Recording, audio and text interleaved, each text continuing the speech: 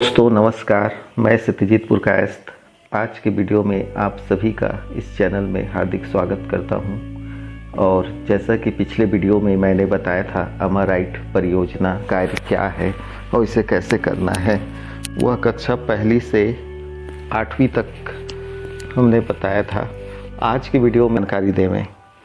कोई भी 10 बीमारी का नाम आप लिख सकते हैं, उसका लक्षण क्या है और उसके बचाव के उपाय कौन कौन से हैं और प्राथमिक उपचार क्या है।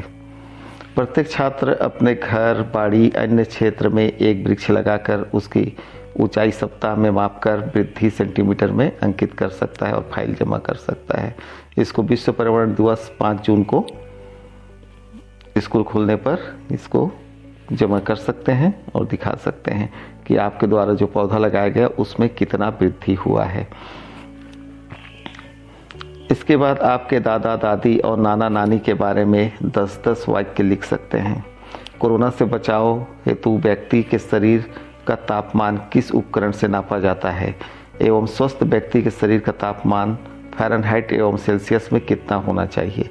इसका आंसर आपको ढूंढना है और लिखना है। टीकाकरण क्यों किया जाता है? कोरोना से बचाव हेतु भारत में उपयोग किए जाने वाले टीकों के नाम लिखिए। अभी तक जितने भी टीके के नाम आपको मालूम है इसे आप लिख सकते हैं। और कोरोना से बचाव हेतु भारत में उपयोग किए जाने वाले कौन सा टीका है इसे भी आप लिख सकते हैं। विशेषकर तो यहाँ पर यह है कि टीकाकरण क्यों किया जाता है, इसका क्या लाभ है, इससे क्या होता है, और कोरोना के बचाव हेतु भारत में कौन सा टीका लगाया जा रहा है उसका नाम यदि आपको मालूम है तो उसे लिखिए, और नहीं मालूम है तो आप पता कीजिए और फिर लिखिए। अपने मन से सामान्य ज्ञान की कोई 20 प्रश्न आप बनाएं और अपने साथियों से मिलकर उसका उत्तर ढूंढें एवं लिखें। उसका उत्तर ढूंढकर आप लिखकर फाइल बना सकते हैं और जमा कर सकते हैं। फाइल को आकर्षक बनाना आपके ऊपर है, आप उसको कितना आकर्षक बनाते हैं, सुंदर बनाते हैं। उसमें आप पेपर कटिंग से बना सकते हैं, कलरिंग करके बना सकते हैं। उक्त गतिविधि को पूर्ण कर अपने माता पिता, चाचा चाची, दादा दादी, भाई बहन, घर के अन्य सदस्यों में से किन्हीं 3 लोगों को दिखाएं और इसकी प्रतिक्रिया लिखें। इसके बाद अपने पेरेंट्स को और कोई 3 लोगों को दिखाना है और फिर उनकी क्या प्रतिक्रिया रही आपके फाइल पर उसे भी आप उसमें लिख सकते हैं। इसके बाद आता है कक्षा 10वीं। कक्षा 10वीं वालों को क्या क्या करना है? तो पहला है घर के आसपास के पर्यावरण संरक्षण एवं प्रदूषण के स्रोतों को बताएं। पर्यावरण को प्रदूषित करने वाले पदार्थ कौन कौन से हैं इसका नाम आप लिख सकते हैं। पर्यावरण को कैसे कौन कौन सी चीज़ें हैं जो प्रदूषित कर रही है, आप जो दैनिक जीवन में देख रहे हैं उसे आप यहाँ पर लिख सकते हैं। प्रदूषण से प्रभावित होने वाले क्षेत्र और उससे कौन कौन सा क्षेत्र है जो प्रभावित हो रहा है, जैसे वायु प्रदूषित हो रहा है या फिर जल प्रदूषित हो रहा है या भूमि प्रदूषित हो रही है या फिर ध्वनि प्रदूषित हो रहा है, इसे आप लिख सकते हैं। छत्तीसगढ़ के प्रमुख उद्योगों की जानकारी आप दे सकते हैं। उद्योग का नाम, स्थापित क्षेत्र, प्रमुख उत्पाद, उत्पादन का उपयोग। छत्तीसगढ़ के प्रमुख फसलों की जानकारी आप दे सकते हैं, इसका भी बना सकते हैं फाइल। फसल का नाम लिखिए, प्रति क्विंटल मूल्य क्या है उस फसल की कीमत और फसल का उपयोग क्या होता है। आधुनिक संचार के साधनों का लाभ एवं हानि लिखिए। संचार के साधन का नाम, साधन के लाभ और हानि। वर्ष 2020-21 में आपके गांव, शहर में घटित घटना या चर्चित खबर पर शोध परख विचार। आपके गांव में कौन सी घटना घटी, उस खबर का नाम आप यहाँ लिख सकते हैं। प्रभावित लोग जो व्यक्ति हैं वो कितने लोग प्रभावित हुए, इसे आप लिख सकते हैं।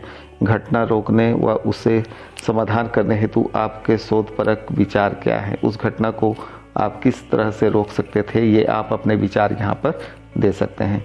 जितने लोग प्रभावित हुए उस घटना से, उस घटना को आप किस तरह से समाधान ढूंढते, उसे आप अपने विचार यहाँ पर लिख सकते हैं। छत्तीसगढ़ एवं भारत में दिए जाने वाले प्रमुख पुरस्कार संबंधी विवरण जुटाना। पुरस्कार का नाम क्या है, छत्तीसगढ़ स्तर, भारतवर्ष किस क्षेत्र में उपलब्धि हेतु दिया जाता है, इसे आप ढूंढकर लिखिए। वर्ष 2020-21 में पुरस्कार प्राप्त व्यक्तियों के नाम आप यहाँ लिख सकते हैं। इसका भी एक फाइल तैयार हो जाएगा। इसके बाद है आपके द्वारा लगाए गए पौधे वृक्ष का आकलन किस आधार पे करना है। पौधे का नाम लिखना है, आपने कौन सा पौधा लगाया, लगाते समय उसकी ऊंचाई सेंटीमीटर में कितनी थी, गड्ढे गमले की आयतन और भार, इसे आप लिख सकते हैं। डाले जाने वाले खाद का नाम और दवा जो भी आप उसमें ट्रीटमेंट करते हैं उसे आप यहाँ पर लिख सकते हैं। दस्तावेज तैयार कर सकते हैं, फाइल बना सकते हैं।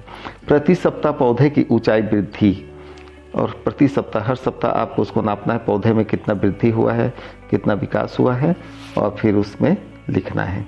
लगाए गए पौधे का जीवन में उपयोग, और जिस पौधे को आपने लगाया है उसका जीवन में क्या उपयोग है। जैसे कि आपने नीम लगा दिया तो नीम का क्या उपयोग है आप सभी जानते हैं, औषधि के रूप में औषधि युक्त पौधा है ये। तुलसी, इसे भी आप लगाते हैं तो उस बारे में लिख सकते हैं। जो भी पौधा है सभी में कुछ न कुछ औषधीय गुण होते हैं। प्रत्येक छात्र अपने घर, बाड़ी, अन्य क्षेत्र में एक वृक्ष लगाकर एक फाइल में उसकी ऊंचाई सप्ताह में मापकर वृद्धि में सेंटीमीटर अंकित करेंगे। स्कूल खुलने पर इस फाइल जमा होगी। यह सभी क्लास के लिए ये दिया गया है ना, जिसको विश्व पर्यावरण दिवस के दिन इसे दिखाया जाएगा और जमा किया जाएगा स्कूल में। छत्तीसगढ़ के लोक नृत्य एवं प्रसिद्ध नर्तकों के नाम। छत्तीसगढ़ के लोक नृत्य कौन कौन से हैं और प्रसिद्ध नर्तकों जो हैं उनके नाम कौन कौन से हैं। लोक नृत्य का नाम लिखिए, नर्तकों के नाम लिखिए। लोक नृत्य किस अवसर पर किया जाता है, कौन सा नृत्य किस अवसर पर किया जाता है। जैसे कर्मा है, कर्मा का नृत्य कब किया जाता है आप यहाँ लिख सकते हैं। या फिर गेड़ी, एक लकड़ी का गेड़ी त्यौहार भी मनाया जाता है, उसको कब किया जाता है, किस अवसर पर किया जाता है, इसको आप लिख सकते हैं। ऑक्सीमीटर क्या है।